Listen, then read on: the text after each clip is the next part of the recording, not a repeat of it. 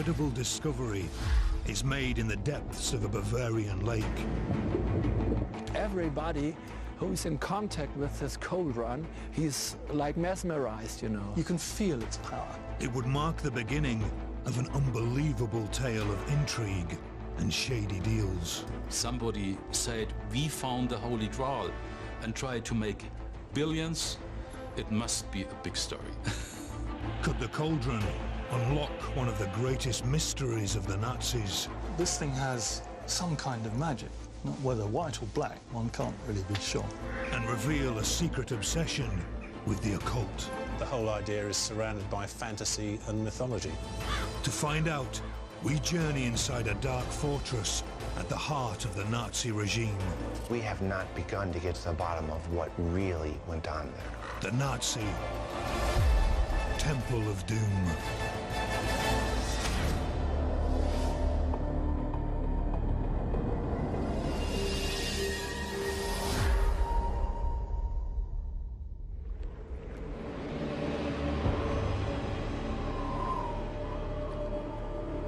In 2001, an amazing discovery was made in a lake in Germany. In my point of view, it was really one of the greatest mysteries we ever had in this region here in southern Bavaria. Local journalist Axel Effner followed the story as the news broke. There was a diver and another person, and he's go with a metal detector who is detecting archaeological things on the lake bed. And they go to this place and dived about 200 meters from the shore and found this glimmering, glancing cauldron in the lake bed.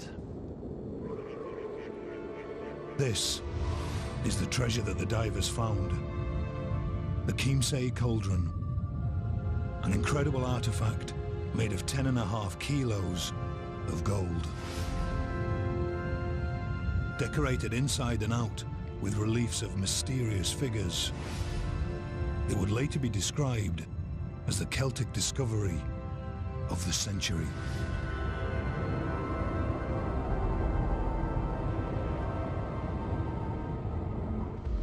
Writer Andrew Goff was intrigued by the story of this Grail-like find and began his own quest to uncover the truth behind its secret history. The entire story about the cauldron and its discovery has been fraught with suspicion. Were they looking for it intentionally, or was it an accident? Perhaps he heard from some historical sources that there could be a treasure in the lake bed. And the people of this place, they told that after the end of World War, there was divers who were looking for something. And perhaps the cauldron could be put there by secret army of the Nazis. As the Nazis steamrolled through Europe, they plundered thousands of ancient artifacts, treasures, and holy relics. Reports claim that over a fifth of Europe's art was stolen. But by 1945, the fortunes of war had reversed. The Nazi regime's days are numbered, and it's absolute chaos. They need to store these relics for a future time, perhaps for the Fourth Reich. So this means hiding objects in caves and even depositing objects such as a cauldron in a lake.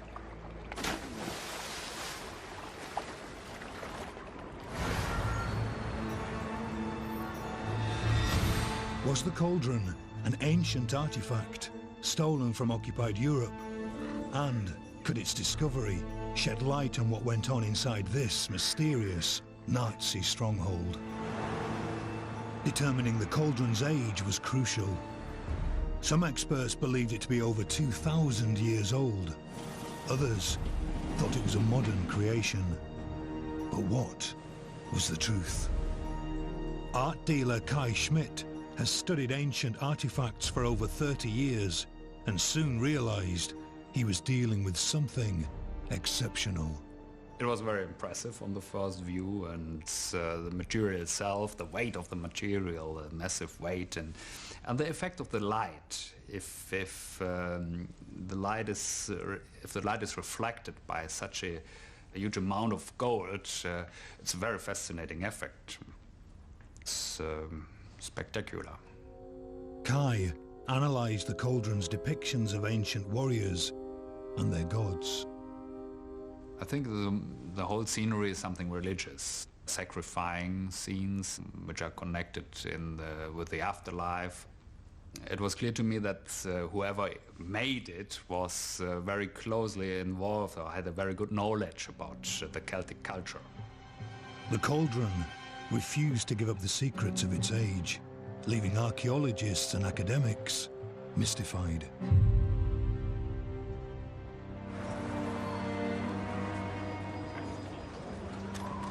But there did seem to be one major clue that could help date this artifact.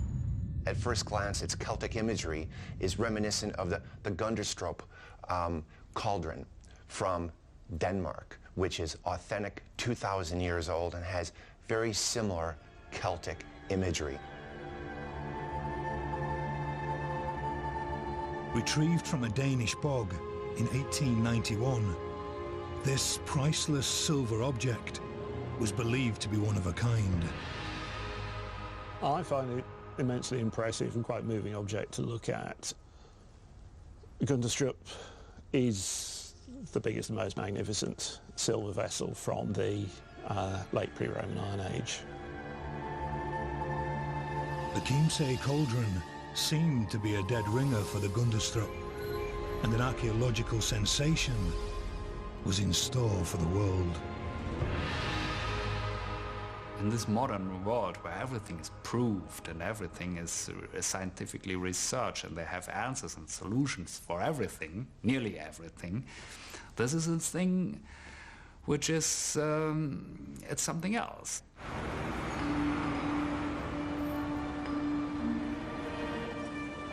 In the shady underworld of antiquities traders and their middlemen, deals were struck. Swiss entrepreneur Marcel Wunderli was banking on the cauldron's incredible age and rarity when he bought it in 2005. Wunderli is actively promoting the artifact as one of the most significant artifacts in recent years. In fact, the world has not seen a more important artifact, according to Marcel. Wunderli's team claimed the cauldron was worth $1.4 billion and sought investors. There's a frenzy of interest now in the cauldron. Sure enough, investors come forward and actually invest $1.5 million just for the right to help in the marketing of it. To realize this incredible value, the cauldron had to be pre-Roman. Huge amounts of money were riding on it. Metallurgist Peter Northover was commissioned to determine its true age.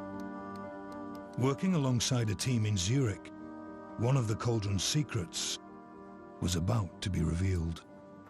Well, the main technique that was used was laser ablation, inductively coupled plasma mass spectrometry. A laser removed a minute speck of gold from the cauldron's surface, which was analysed. This gave the team the elemental composition of its gold. So for ancient gold, you'd expect a certain level of tin, of lead, platinum, palladium. The team made a shocking discovery. This is pure, modern, almost certainly electrolytically refined gold. Certainly a product of the 20th century.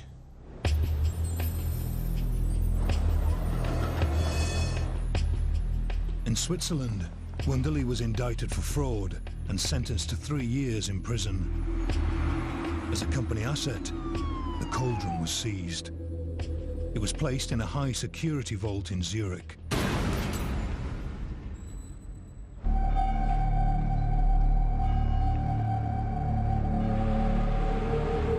If the cauldron wasn't made by an ancient hand, then who did make it and why?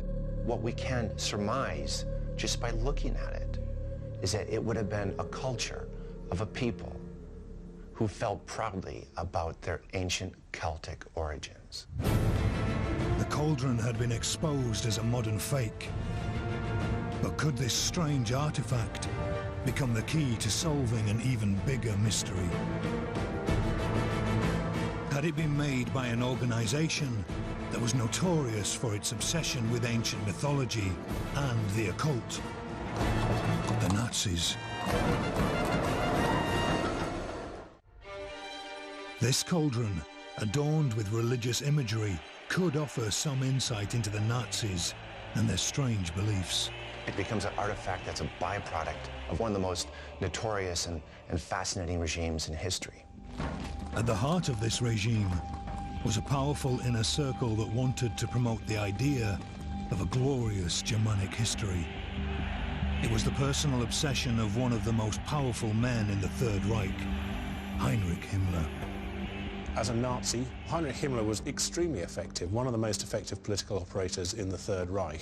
He was brought up by his father on stories of Norse mythology and Teutonic myth. When he got to power as head of the SS, he then had the resources to indulge his fantasies about Aryan mythology. Himmler had his own New Age guru, a historical advisor called Karl Maria Willigut. He claimed to be a warlock and the direct descendant of a line of god kings. He was an habitué of various Nordic mythology societies. He was also an alcoholic. He was a schizophrenic who'd been effectively sectioned in the 1920s, and he claimed to be able to channel his ancestors, so quite a strange man. Using occult advisors like Willigut as inspiration, Himmler began to formulate his new ideology for the Nazis. He aimed to promote a racially pure society devoted to German greatness and its ancient past. At the vanguard of these new beliefs was one of the most evil groups in history, the Schutzstaffel, or SS. The SS saw itself as an elitist organization, so the men who really were committed to the Nazi cause. Well, Himmler's main task, from his point of view, was to develop something like a corporate identity for this organization. Himmler needed a base for his beloved SS.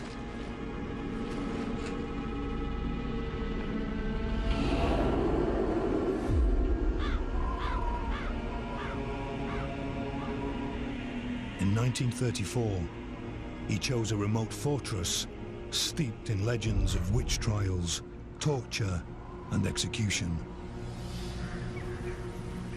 Wewelsburg Castle. It became a Nazi temple of doom. Its past is dark.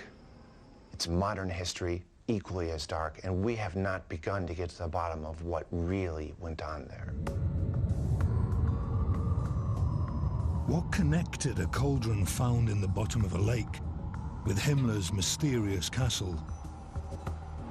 In spring 2011, Swiss journalist Luc Bergen broke a story in his magazine, Mysteries.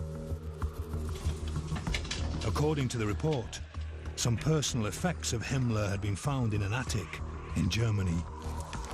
Amongst these finds, there were documents that were thought to be of Nazi origin. It's on Nazi letterhead, it's on old paper, it's stylized in the way of other documents from the era. Dated April 1945, the documents contained a movement order and an inventory of Nazi treasures.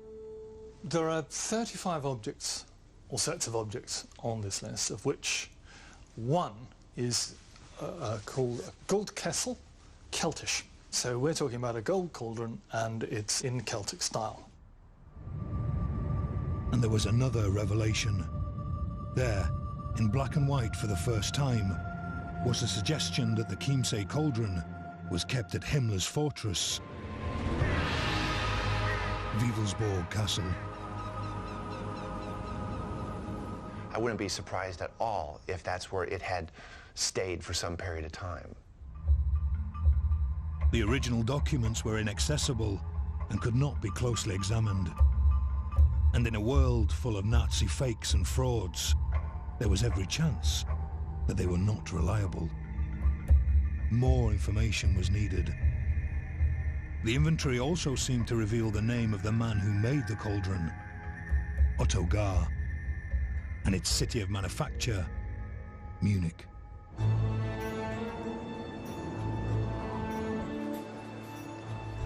Andrew Gough travelled to the Bavarian capital to see if the facts on the documents stood up to scrutiny.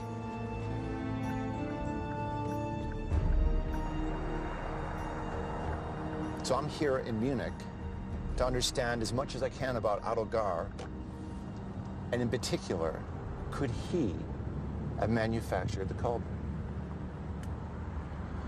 Munich's interesting because it's the birthplace of the Nazi movement and also where Himmler was born.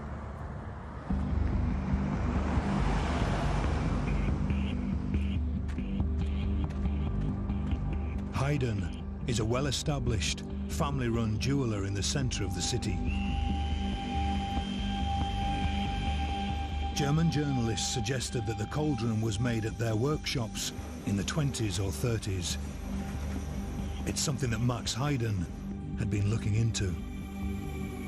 He was certain that the cauldron was made by Otto Gar, the man whose name appeared on the inventory.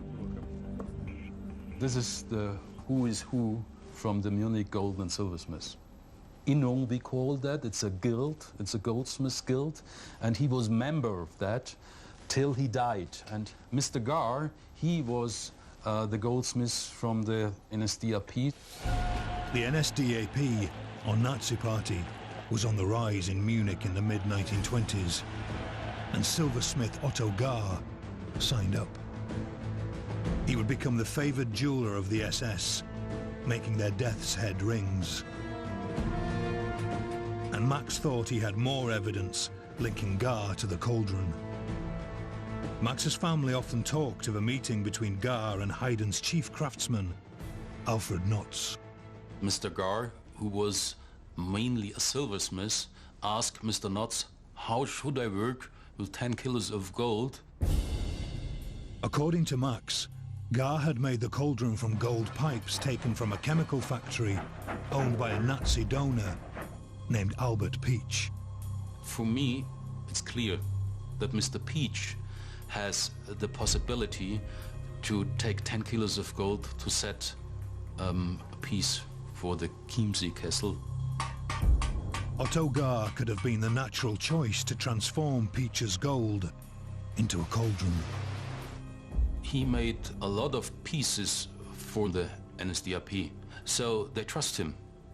That means to give him a big work, it's natural that they won't go to the Haydn family. They will go to Otto Gar.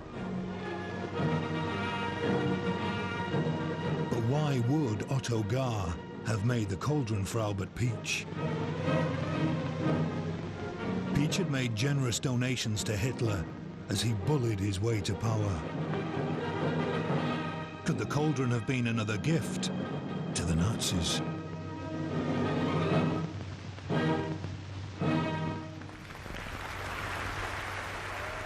Tied up with this kind of thing is the whole notion of gift exchange. You give powerful gifts to powerful people to give yourself more power. As ever with this story, it was back to shady deals. The cauldron could have been a backhanded contribution to the Nazis. But what about the inventory? It provided two possible clues: the name of the cauldron's maker and its city of origin.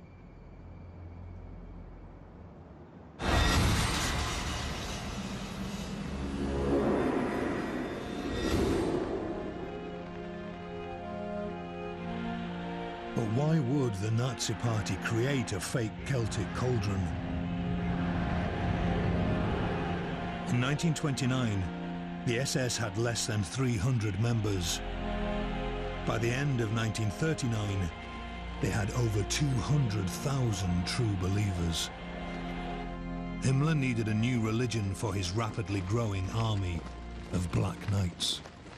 In Himmler's worldview, he saw Christianity as something which was created by Jews in order to weaken the Germanic Aryan superior people. Himmler thought the principle of Christian mercy had no place in the uncompromising and cruel belief system of the SS. He wanted to resurrect the lost religions of a pre-Christian Germany. To underpin these beliefs, he needed to validate the idea of the Germans as an ancient race. The Chiemsee cauldron fits very neatly. I mean, don't forget, one of the things you're going to need if you're going to be developing this sort of new cod religion of you know, reaching for the stars and all that, you're going to need a liturgy, and you're going to need liturgical objects.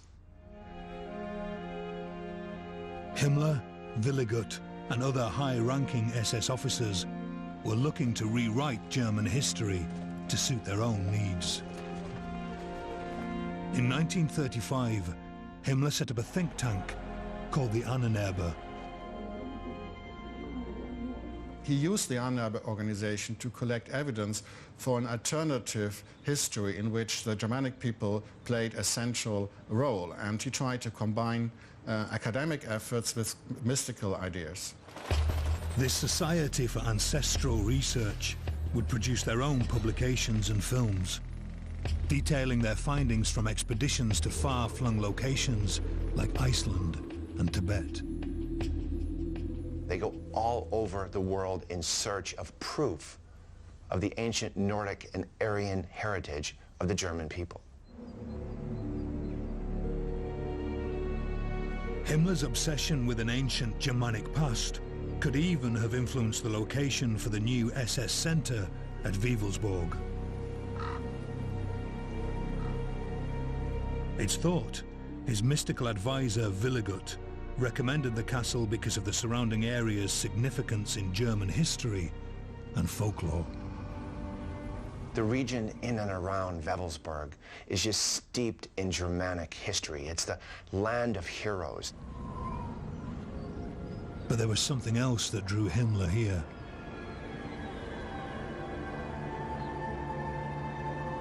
Just 30 miles from Wewelsburg is a place that would later be turned into a Nazi cult site, the Externsteiner.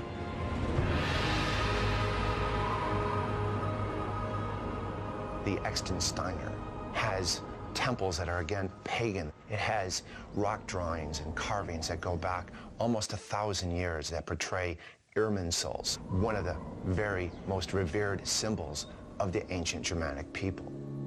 The Irminsul is the great holy tree or pillar of pagan Germany. Willigut thought that this sacred site could provide evidence that would tie Germany to more ancient and important roots. In the early 1930s, a team of archaeologists began excavations to investigate the Externsteiner's history and prehistory for proof. They didn't get the evidence. This is very interesting because they said, well, we didn't find any evidence that really this place was a Germanic holy site, so we didn't care for that, and we write what we want. At Wewelsburg, prehistorians, genealogists and scientists were drafted in to help support Himmler's vision. And according to the inventory, the cauldron also had a part to play. The Chiemsee cauldron most definitely would have been a perfect fit because the imagery is ancient, Celtic, Aryan, the sorts of imagery that was being embraced by Himmler. But what might the cauldron's role have been at Wewelsburg?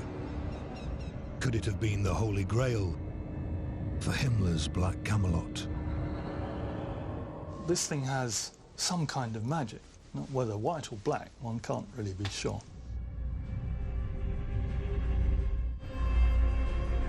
To find out more, we have to travel back over 70 years, to the dark days when Wewelsburg was being rebuilt as the ideological center of the SS. Heinrich Himmler and his architects had developed a massively ambitious plan. They envisaged the castle as the new center of the Nazi world. We've got up on the screen plans that Himmler had drawn up for Wewelsburg Castle, so that when the war was won, they could get on with creating a sort of Nordic Vatican. At the centre of this vast SS city was a three-quarter circle fortress with 18 towers and 60-foot walls. The castle that exists at the moment is a tiny fraction of the enormous circular construction that was going to be created. It looks to me here about nearly a kilometre in diameter. To carry out his grand vision, Himmler needed workers. Agnes Büttner was a schoolgirl living in the village of Wewelsburg at the time. Von da unten, da mussten die einen dicken Bruchstein auf die Schulter so mitnehmen und in Reihe und Glied marschieren und singen dabei. Und dann kamen aber immer 2 Wachsoldaten mit Hunden mit. Ne? Und wir durften denen auch kein Butterbrot geben, aber man hat es ja doch heimlich gemacht. So, ne? Ja, das durften sie dann schon. Ne? Also das vergesse ich heute nicht. A concentration camp was built to house these slave labourers. They endured a nightmare existence to bring Himmler's fantasy to life. Nearly 1,300 died.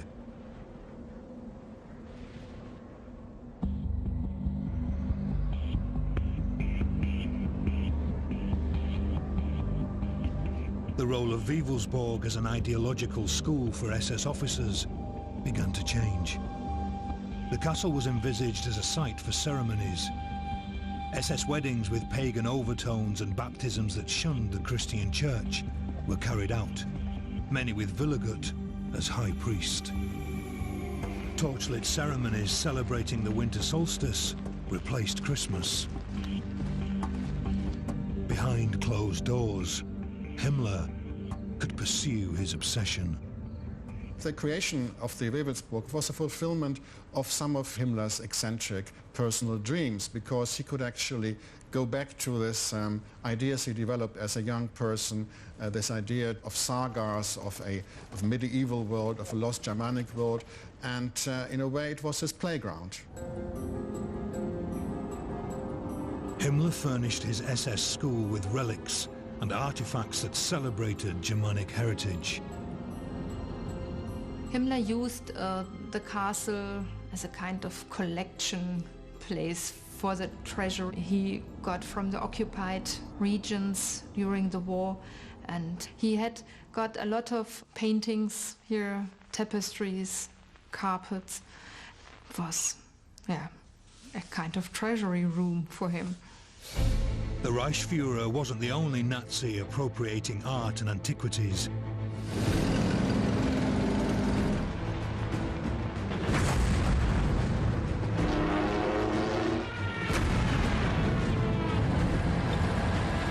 In the wake of the Blitzkrieg, Europe's most precious objects were plundered in the name of the Third Reich.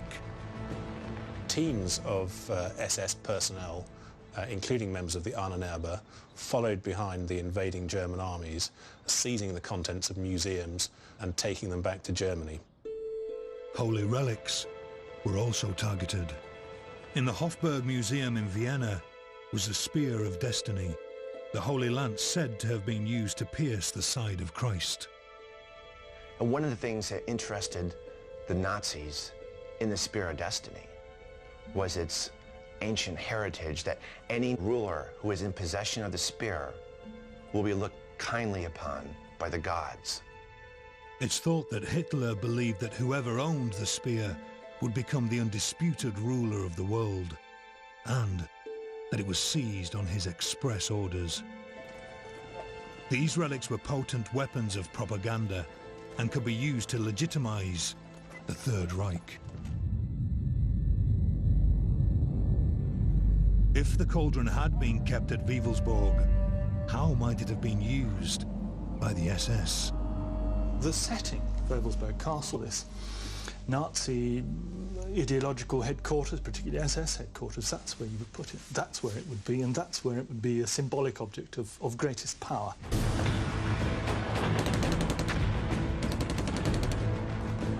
1941, the SS, Himmler's loyal knightly order, was taking over the world. Himmler was now in a position where he could turn Wewelsburg into whatever he wanted. Himmler was trying to create this idea of a sort of knightly order, a bit like the Knights Templar or the Teuton Order. He wanted the SS to have that same idea guiding them.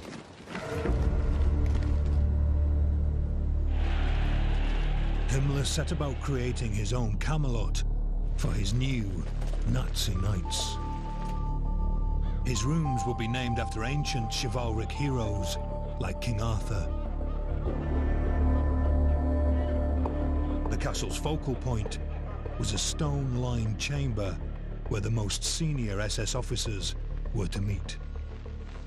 Well, this is the Supreme Leaders Hall, which is built in the former crypt of the castle. It is built in a kind of medieval architecture. You have got 12 columns here in this room.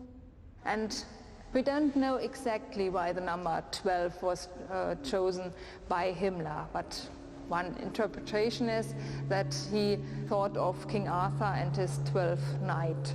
And he wanted to use this room to meet his highest SS men. There's even some speculation that he installed an oaken round table for these meetings.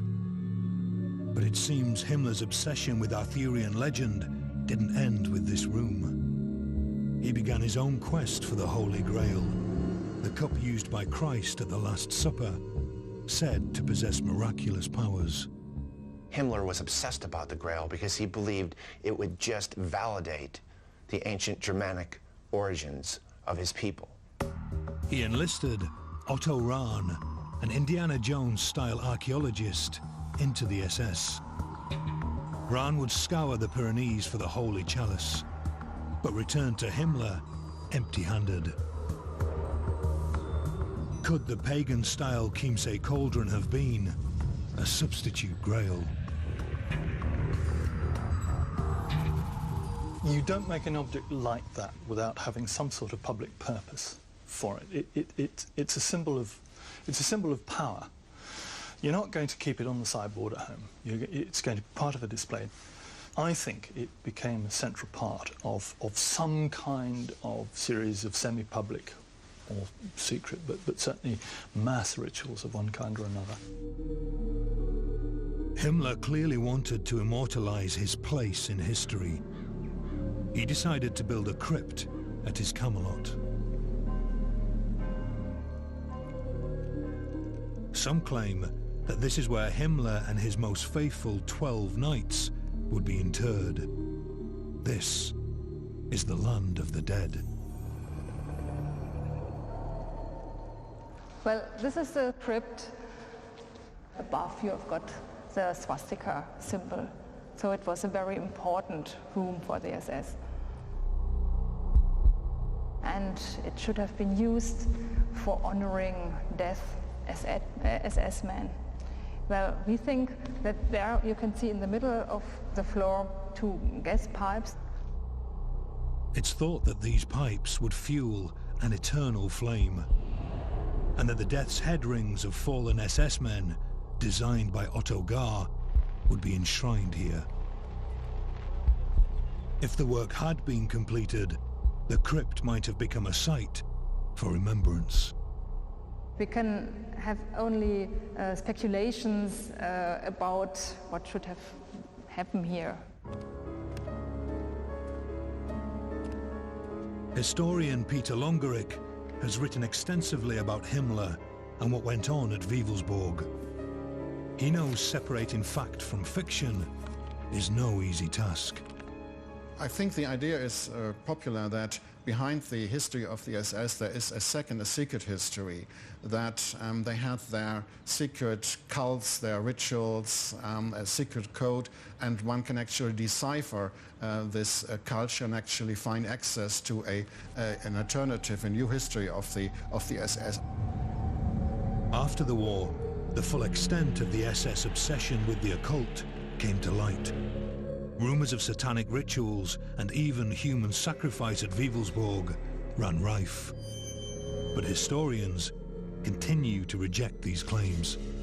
The occult theories that the Nazis indulged themselves with can seem silly and almost sort of laughable. The reality is that they were being used to underpin the policies that led to the extermination of the Jews and which led to the persecution of gypsies and Slavs and you know, the disabled and so on within Germany. So they are deadly serious.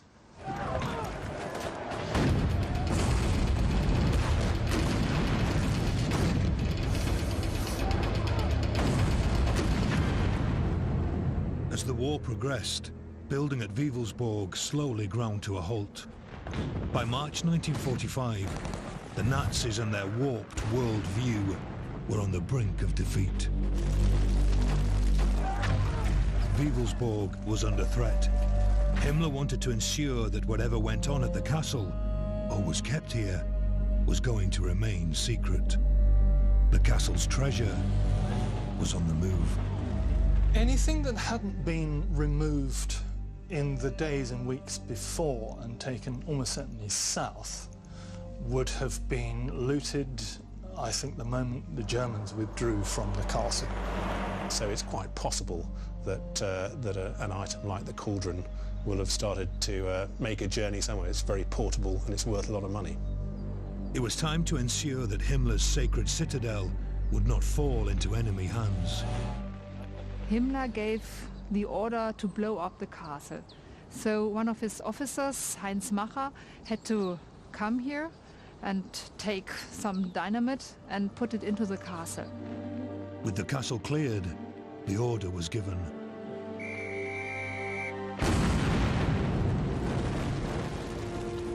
Limited by a lack of explosives, the SS only blew up the southeast tower. They resorted to torching the fortress. When the US 3rd Infantry Division seized the grounds, Wewelsburg was gutted. Macher had been ordered to bury the 9,000 death's head rings kept here. These were never found, and nor was the cauldron. So we know some facts around the cauldron, but what still remains a mystery is how and why did it end up in a lake in Bavaria?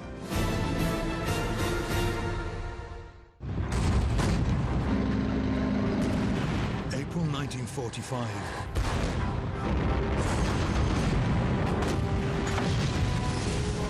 Final victory for the Allies in Europe was in sight. With the Nazis exposed on two fronts, Himmler's dream was in tatters. The Russians are coming into Germany from the east. The British, Americans and French are coming in from the west. Germany is in a state of more or less complete collapse. The treasures that had been kept inside Nazi strongholds over the last 6 years of war were on the move. Some were being secreted away, others were being used to buy freedom. Heading south, some die-hard Nazis were planning to make their last stand.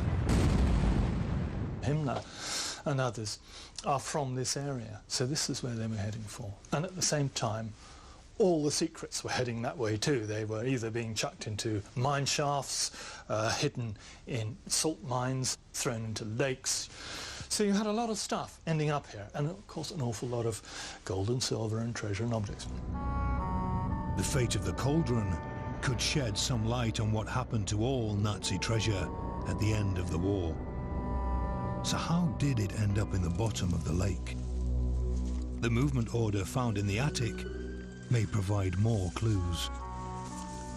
On the assumption that the list we've got is genuine, what we're told is around the 14th, 15th of April 45, this material, including the cauldron, is being taken from Augsburg, which is northwest of Munich, past Munich to the north undoubtedly, and out to Strakonitzer. According to the documents, a shadowy SS officer, Hans Joachim von Alten, was ordered to smuggle the cauldron to the safety of Bohemia. Chris Going uses wartime aerial photography to take a closer look at the proposed route of von Alten's convoy. The town of Landshut was of particular interest. This reconnaissance photograph was taken on the 17th of April 1945, and it shows Landshut, and already you can see that it's been quite heavily bombed. Landshut was a strategically important town where the cauldron could have come to a halt. You've got 2 bridges over the river, and there would have been a huge bottleneck here.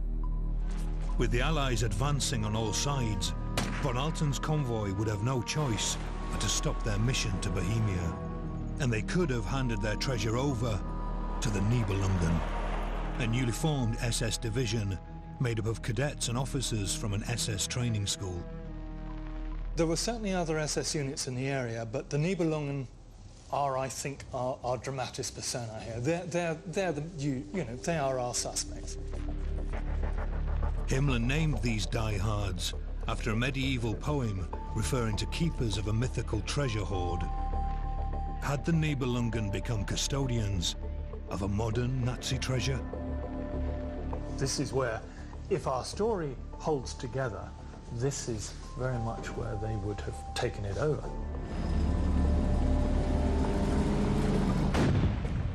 As the Allies advanced, the Nibelungen would have joined the enormous retreat south towards the Alps, where many hoped to make their last stand.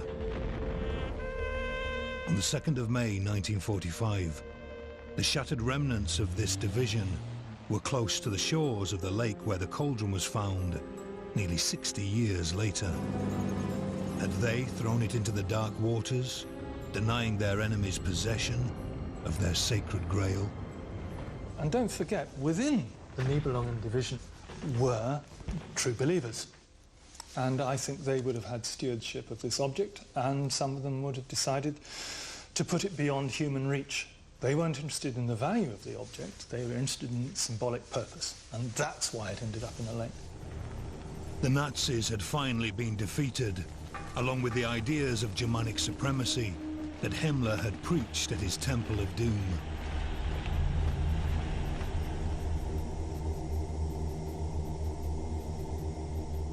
Up to 100,000 artworks and relics stolen by the Nazis are still missing, waiting to be discovered.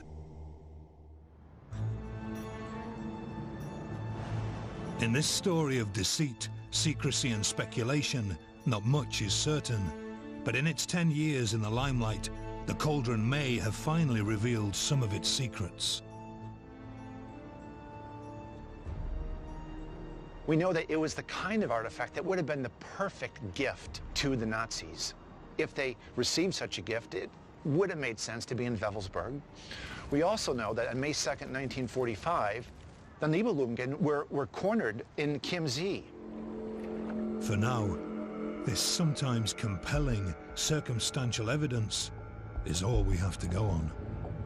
The documents found in the attic remain unavailable, and no historians or scientists can get their hands on the cauldron for further analysis. In Zurich, its last known custodians, the administrators of Marcel Wunderli's bankrupt company, keep it in a high security vault.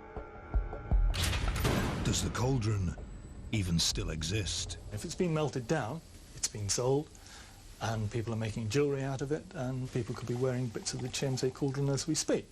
You know, it's now sort of gone into eclipse. It's having its moment in a box. You know, it may come out again. We don't know, but at present it's hidden from view, as it was for 50 years since the war. Maybe the cauldron will emerge into the light again to offer definitive answers to this enduring enigma. It may remain a mystery forever, who knows? And that's fascinating. There are not many things like that in this world.